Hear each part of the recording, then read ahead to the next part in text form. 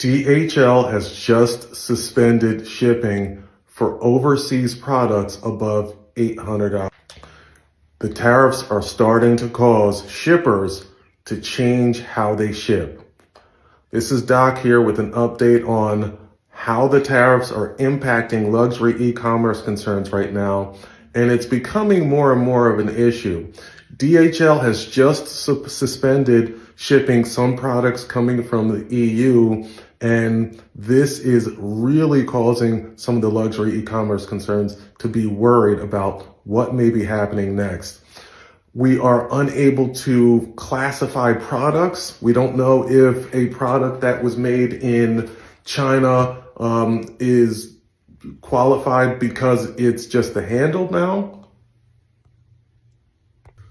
Vendors are starting to price ahead of things now, and we are seeing that before the tariffs have been implemented, vendors have started raising prices. And that's because of the overall uncertainty that we are experiencing now.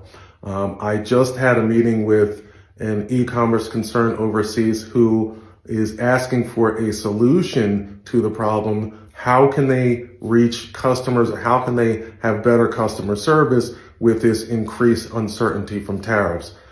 We are seeing lots of strange things, like, for example, cart abandoners are going up. We are seeing that people are going to their cart, they're looking at what might be the new pricing, and they're abandoning the cart. This is something that is definitely a negative for the e-commerce concerns out there. What we would like to see is some clarity on how much there will be tariff, or how much tariff tax or what have you will be on items based on whether that is an item that is made in the country or is it because of the input itself. So for example, if the handle of the bag is made in China, should the whole bag now be considered a Chinese product?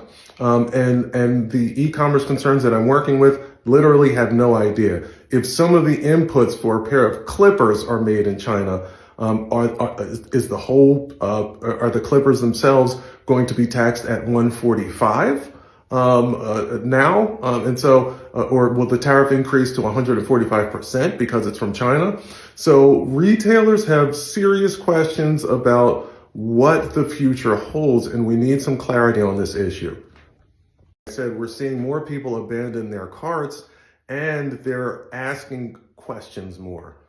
Instead of consumers shopping, they are asking questions. And so this is hurting some of the trust that the brands have created with the consumer, that they've built over the years, that they now have to explain something that's a little bit out of their control. So it is becoming an issue of clarity for the businesses and the consumers, because they don't know exactly what the price will be.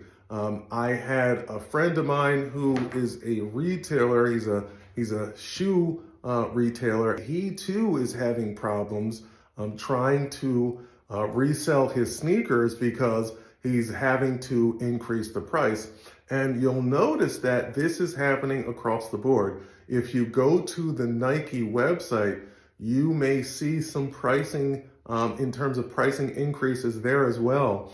I looked and was told by my sneaker enthusiast that the price of a pair of Air Force Ones has gone from $99 to $115. The Air Force One is the standard Nike sneaker that is, it's an old school sneaker that people used to buy, wear it a couple of times.